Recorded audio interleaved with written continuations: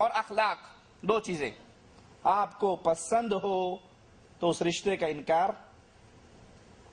اور اگر انکار کرتے ہو تو پھر ڈر جاؤ کہیں اللہ کی طرف سے تم کسی فتنے میں مبتلا نہ ہو جاؤ، او کما قال علیہ الصلوۃ والسلام۔ تو شادی کی بنیاد نہ ذات پات ہے، نہ برادری ازم ہے، نہ خوبصورتی، مال، حسب اور نسب ہے۔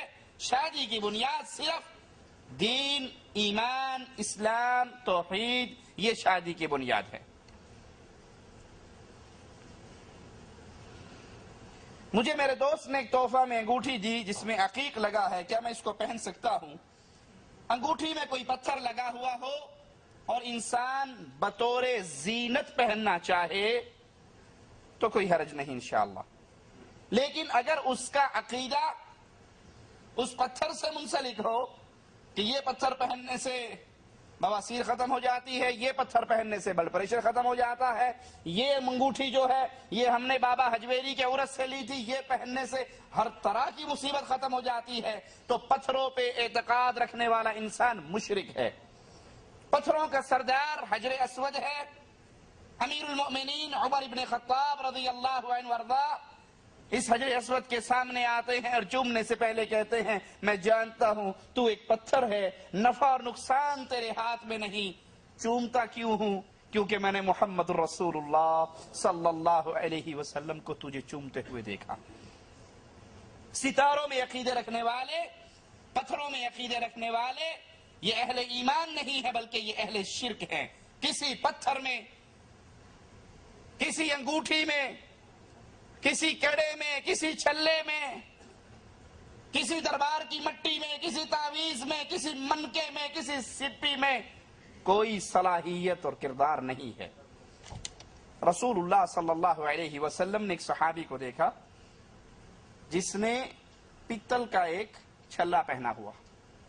پوچھتے ہیں یہ کیا ہے؟ صحابی کہتے ہیں یا رسول اللہ صلی اللہ علیہ وسلم، واہ نا ایک بیماری ہے جس سے بچنے کے لیے میں نے یہ پہنا ہے۔ آپ نے فرمایا انزعها فإنها لا تزيدك إلا وهنا، اس پتھر کو اتار کر پھینک دو، یہ تمہاری بیماری میں بسبب شرک اضافہ کرے گا، کوئی کمی۔ وَلَوْ مُتَّ وَهِيَ عَلَيْكَ مَا أَفْلَحْتَ أَبَدًا، اگر یہ پتھر، یہ پیتل کا چھلا اس عقیدے سے پہنے تمہاری موت واقع ہو گئی تو تم کبھی بھی فلاح نہیں پا سکو گے۔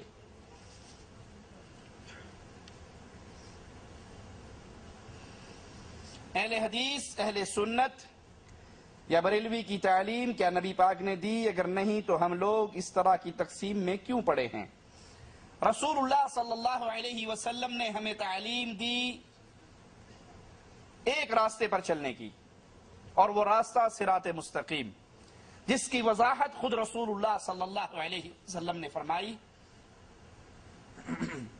اللہ کے نبی علیہ الصلوۃ والسلام فرماتے ہیں میری امت کی 73 فرقے ہوں گے، لمبی حدیث ہے، 72 جہنم میں جائیں گے اور ایک جنت میں جائے گا۔ وہ جنت میں جانے والا ایک کون ہے؟ اس کی وضاحت بھی خود رسول اللہ صلی اللہ علیہ وسلم نے فرمائی، ما انا علیہ واصحابی اليوم، آج جس دین پر، جس راستے پر میں اور میرے صحابہ ہیں، یہ راستہ جنت میں جانے والوں کا راستہ ہے۔ تو رسول اللہ صلی اللہ علیہ وسلم نے اہل جنت کی تعلیم ہمیں دی، اور اہل جنت کون ہے؟ جو رسول اللہ صلی اللہ علیہ وسلم کے راستے پر اور آپ کے صحابہ کے راستے پر ہوں۔ جب تک مسلمانوں کے اندر گمراہ فرقے نہیں پیدا ہوئے، مسلمان کے نام سے بھی پہچانے جاتے، صحابہ کرام کے اندر انصار کا گروہ بھی، مہاجرین کے نام سے بھی، لیکن جب مسلمانوں میں اسلام کا نام لینے والے گمراہ فرقوں کا وجود شروع ہوا، شیعہ پیدا ہوئے اور گمراہ فرقے پیدا ہوئے، تو پھر تمیز کروانے کے لیے ضروری ہوا کہ بتایا جائے یہ مسلمان اہل سنت ہیں، یہ مسلمان اہل سنت ہیں جو رسول اللہ صلی اللہ علیہ وسلم کی احادیث، آپ کی سنت اور آپ کی شریعت پہ قائم ہیں، اور یہ وہ مسلمان ہیں جو اہل سنت سے خارج ہیں، گمراہ فرقے ہیں، کلمہ پڑھتے ہیں، نام اسلام کا لیتے ہیں، لیکن ان کے عقائد اللہ، اس کے رسول صلی اللہ علیہ وسلم کے بتائے ہوئے عقائد نہیں، بلکہ یہ عقائد ان سے مختلف ہیں۔ یہ تفریق کرنا ضروری ہوئی جب مسلمانوں کے اندر کلمہ گو گمراہ فرقے پیدا ہوئے، اور آج یہ گمراہ فرقے اتنی کثرت سے ہیں، نام اسلام کا ہے، نسبت اسلام کی طرف ہے، تو ان کے درمیان تمیز کرنے کے لیے یہ بتانا ضروری ہے یہ اہل سنت ہیں، یہ اہل بدعت ہیں، یہ اہل شرک ہیں، یہ اہل توحید ہیں۔ یہ تمیز کے لیے صفاتی نام رکھے، اور محدثین کے دور سے یہ نام چلتے آ رہے۔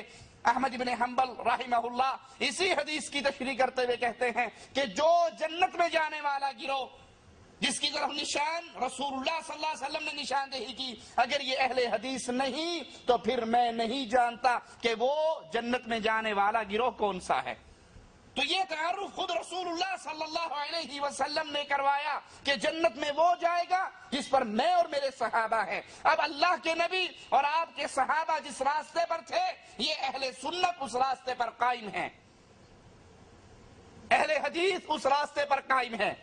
اہل سنت سنت والے، اہل حدیث حدیث والے۔ اللہ نے قرآن کو بھی حدیث کہا ہے، فَبِأَيِّ حَدِيثٍ بَعْدَهُ يُؤْمِنُونَ۔ محمد کریم صلی اللہ علیہ وسلم کے فرمان کو بھی حدیث کہا ہے، تو قرآن اور حدیث کو تھامنے والوں کو اہل سنت اور اہل حدیث کہا جاتا ہے۔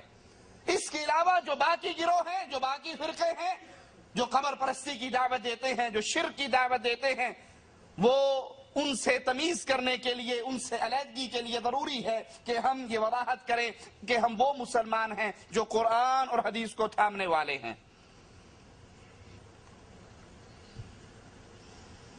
شیعہ سنی کے عقائد کیسے مل جائیں؟ کیا آپ نے اس کی کوشش کی؟ زمین اور آسمان کیسے مل جائیں؟ کبھی آپ نے اس کی کوشش کی؟ ایک زمین ہے، ایک آسمان ہے، دونوں کے اندر بہت بڑا فرق ہے۔ ایک وہ ہے جو کہتے ہیں اللہ اکیلا ہے، ایک وہ ہے جو کہتے ہیں اللہ اکیلا ہے، ایک وہ ہے جو کہتے ہیں کہ اللہ اور علی میں اتنا ہی فرق ہے جتنا آدمی شیشے کے سامنے کھڑا ہو، اسے شیشے میں اپنا عکس نظر آئے، ادھر اللہ ہے اور ادھر علی اس کا عکس ہے۔ یہ دونوں کیسے مل سکتے ہیں؟ ادھر ایک ہے جو کہتے ہیں اللہ کی کتاب قرآن سچی اور آخری کتاب ہے، لا ریب فی، اس میں کوئی شک نہیں ہے، اور ادھر وہ ہیں جو کہتے ہیں یہ تبدیل شدہ کتاب ہے، اصل قرآن کے اندر تو 17,000 آیات ہیں۔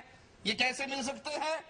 ادھر ایک ہے جو کہتے ہیں نبی کے صحابہ کائنات کی افضل ترین ہستیاں ہیں، اور ادھر ایک ہیں جو کہتے ہیں کہ نبی کی وفات کے بعد سوائے 3 کے نعوذ باللہ یا 4 کے، یا ایک روایت میں 7 کے، سارے کافر اور مرتد ہو گئے تھے۔ یہ کیسے مل سکتے ہیں؟ اہل سنت قرآن کو حقیقی مانتے ہیں، اہل سنت اللہ کو اکیلا مانتے ہیں، علی کو اللہ کا بندہ مانتے ہیں، علی کو اللہ کا عکس نہیں مانتے۔ اور جو اہل شرک ہیں، اہل توحید کبھی اہل شرک کے ساتھ مل نہیں سکتے اور اکٹھے نہیں ہو سکتے۔